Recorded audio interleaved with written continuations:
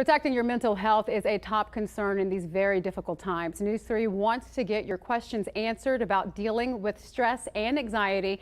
And joining us to answer those tough questions for you is Executive Vice President and Clinical Director for HeadsUp Nevada, Dr. Patrick Scott. Thank you so much, Dr. Scott, for joining us today. A lot of people stressed out right about now.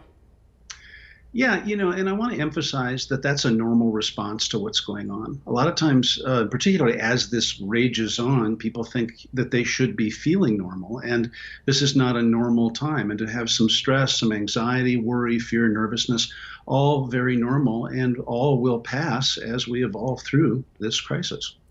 So what do you do? Because a lot of times people will say, it's good to get around family and friends, but we can't do that right now. So if you're suffering from anxiety, perhaps that you just don't know what to do with the fact that maybe you're feeling isolated, what advice would you have for that type of person? I'm doing this too. I'm at home. I don't know where you are. Maybe you're at the studio or at home, but we're all coping with this. We're all in this together. And it calls upon us to maintain some consistency and some structure. And so while we joke about, eating more and the jokes about I'm not going to be able to get out of my house because I'm eating and drinking some, those of us that are at home working, or whether you're working or not, have some structure. Get up, do some exercise. You're not banned from going outside. Get some sun. Go in your backyard. It's important to maintain some semblance of normal life during this crisis. Yeah, and vitamin D is free, right? So why not take advantage of it?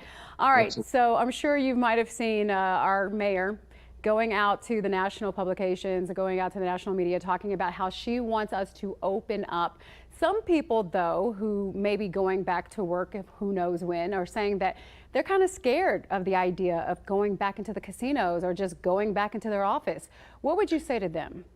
Yeah, and that again is a normal reaction. This has upset everyone globally, and no one that we know of has not been touched by this. And so I'm seeing a varied reaction. I work with a lot of teenagers as a therapist, and they're loving it. They're home, they're playing video games, they don't have to go to school. But even those teenagers that I'm seeing that are coming into the office are starting to get it like they're over it, like enough already with the being at home. There is also a variety of responses in terms of nervousness about catching the virus or spreading it or that kind of thing. And those are all really normal. What I'm hearing both from Mayor Goodman and all around is this isn't going to be a light switch. It's not going to happen all together. And I'd recommend that you get nice and grounded in what you can handle and what you can't handle and negotiate with your employer as to when and how you return to work.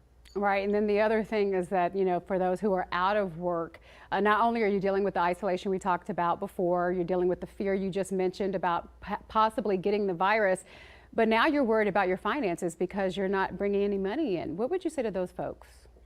This has happened before. And as we're saying, we're saying Vegas stronger in reference to October 1st shooting. We're saying also that we're in this together.